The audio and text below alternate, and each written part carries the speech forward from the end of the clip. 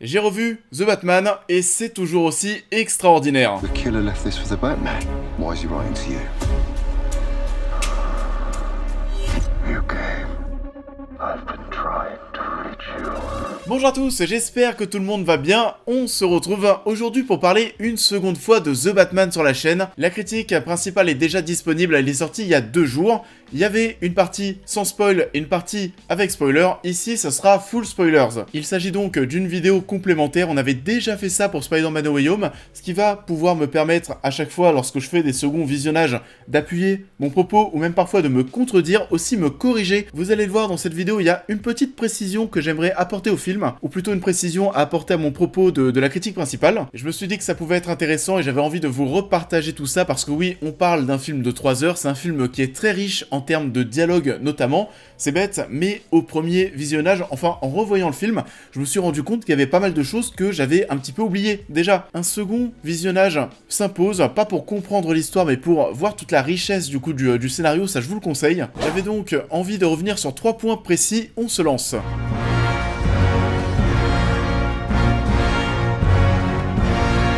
Alors déjà, dans un premier temps, je voulais faire un petit correctif par rapport à ma critique principale, ou plutôt une précision, parce que j'ai l'impression que c'était pas clair pour beaucoup de personnes, et je vous rassure, même moi, au premier visionnage, j'avais des doutes. J'avais envie de revenir sur ce face-à-face, l'interrogatoire entre le Riddler et Batman, parce que oui, on fait tout pour te faire comprendre que le Riddler sait que Bruce Wayne est Batman, alors que c'est pas le cas. Le Riddler ne sait pas que Bruce Wayne est Batman. Ça porte assez à confusion parce qu'à ce moment-là, on essaye de te mettre dans la peau de Bruce Wayne qui est potentiellement démasqué. On fait tout, clairement, c'est pour ça qu'on peut se tromper. J'ai vu des gens dans les commentaires de ma critique principale se dire mais si le Riddler sait que Bruce Wayne est Batman, mais je me disais ça aussi, mais il va le balancer au Joker et tout le monde sera au courant. Surtout qu'il y a un plan, on voit Batman regarder une caméra qui est à côté, donc potentiellement tout le monde est au courant ensuite. En fait, ce qui se passe à ce moment-là, c'est qu'il y a une phrase pivot, mais voilà, il y a une phrase qui te fait comprendre au final que tout ce que dit le Riddler depuis 2-3 minutes, et en plus de ça, même la scène avant, parce que la scène avant l'interrogatoire, c'est Bruce Wayne et donc Batman qui est avec les policiers, Gordon, etc.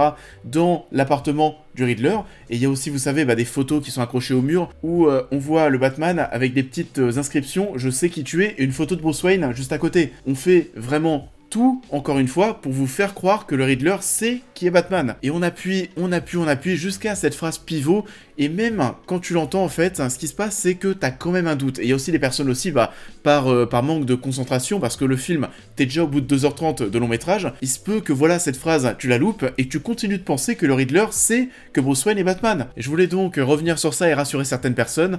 L'identité de Batman est toujours secrète, du coup le fait que le Riddler recherche Bruce Wayne en se servant de Batman, c'est vraiment du pur hasard, et c'est vrai que c'est un petit peu bizarre aussi parce que le Riddler semble tellement intelligent, semble tellement avoir un coup d'avance même sur Batman, que tu te dis qu'en fait ce personnage a des failles. À ce moment-là, il est dans l'inconnu complet. C'est un coup de malchance pour lui et ça explique bien entendu pourquoi le personnage de Batman reste en retrait, ne s'approche pas trop du Riddler, et lorsqu'on a cette phrase pivot où Bruce Wayne comprend qu'il n'est pas démasqué, c'est pour ça, c'est à ce moment-là qu'il se rapproche de la vitre et qu'il commence vraiment à le confronter.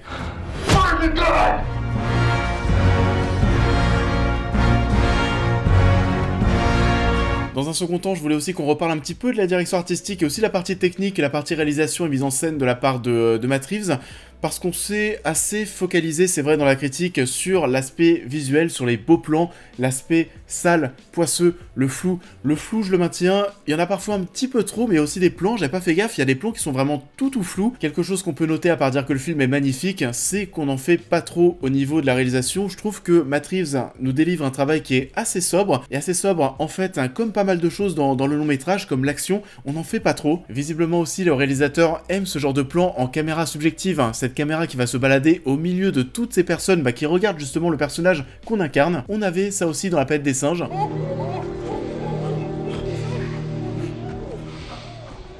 Du plan zénital, on en a aussi pas mal, très souvent pour montrer les actions, les répercussions des actions du Riddler, parce que oui, le Riddler, ce personnage, il le dit à un moment, je crois, peut-être durant l'interrogatoire, comme quoi, lui, il regarde un petit peu Gotham de tout là-haut. Il se voit en quelque sorte comme le maître de l'échiquier, le mec qui tire les ficelles. Du coup, il regarde Gotham de tout là-haut, c'est la vision divine. Et je voulais qu'on revienne un petit peu aussi sur le thème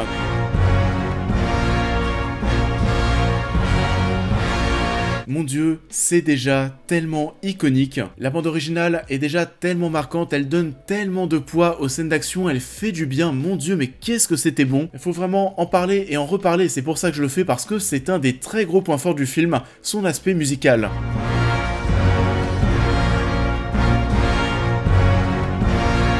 Et la troisième chose sur laquelle je voulais revenir, je vous disais dans ma critique que j'avais pas forcément été attaché au Bruce Wayne de Robert Pattinson.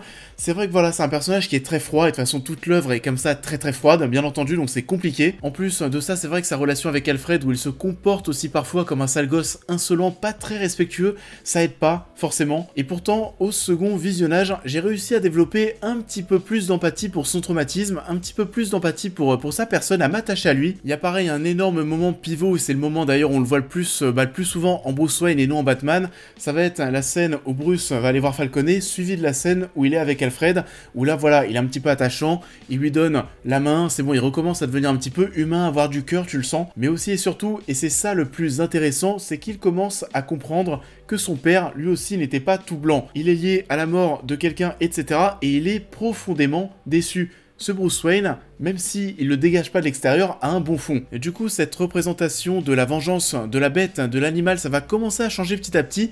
Il comprend qu'il n'est pas sur la bonne méthode, et à la fin, d'ailleurs, le mec, qu'il est totalement en train d'éclater après qu'il se soit mis la potion dans la cuisse, en gros. Lorsque Gordon demande à ce malfrat, à cet extrémiste, qui il répond « Je suis la vengeance, I'm vengeance ». Bruce comprend à ce moment-là qu'il n'est pas la vengeance, et s'ensuit la scène où justement, il est la lumière, il est l'espoir.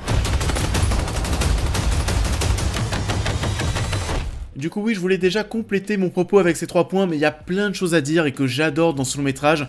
Vraiment, c'est une giga claque, encore une fois. Des passages qui m'ont plu, il y en a vraiment beaucoup. La cérémonie pour le maire, c'est une séquence qui est géniale, qui est glaciale. On retrouve d'ailleurs ici aussi le côté gothique médiéval. Quand le flic corrompu révèle que depuis des années à Batman, Catwoman et Gordon, quand il révèle que depuis des années, depuis 20 ans, c'est Falconet qui tire les ficelles et qui gère absolument tout, que c'est lui, en quelque sorte, le maire de la ville, c'est génial. Ça montre à quel point Gotham est corrompu, Gotham est un vrai personnage à part entière dans ce film. Est-ce qu'on sait déjà qui aura le rôle du Joker par la suite? Parce qu'on voit déjà pas mal son visage, ça m'étonnerait que ce soit quelqu'un d'autre que la personne qu'on nous tease à la fin du long métrage. Et puis oui, encore une fois, l'atmosphère de l'œuvre est dingue, en mode Seven, Zodiac, j'espère que ça va plaire, que ça va cartonner parce que le film le mérite. You're part of this too.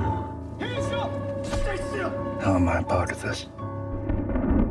Oh, you're really not as smart as I thought you were. Bruce Wayne. Je vais prendre le temps de le digérer pour le revoir bien plus tard durant l'année, on en reparlera peut-être sur la chaîne. En tout cas, second visionnage, oui, et c'était toujours aussi bien. Et ça en est tout du coup pour cette petite vidéo complémentaire. Je vous invite à la liker, à la partager, à me dire en commentaire encore une fois ce que vous avez pensé du film. N'oubliez pas de vous abonner, de me suivre sur tous les réseaux, de devenir membre soutien si vous souhaitez aider la chaîne. Et comme je vous le disais, on en reparlera peut-être plus tard quand les versions Blu-ray seront disponibles certainement. Comme ça, on aura les images sous la main, on pourra rentrer dans le détail. Je vous souhaite à tous une très belle continuité de semaine et je vous dis à très vite.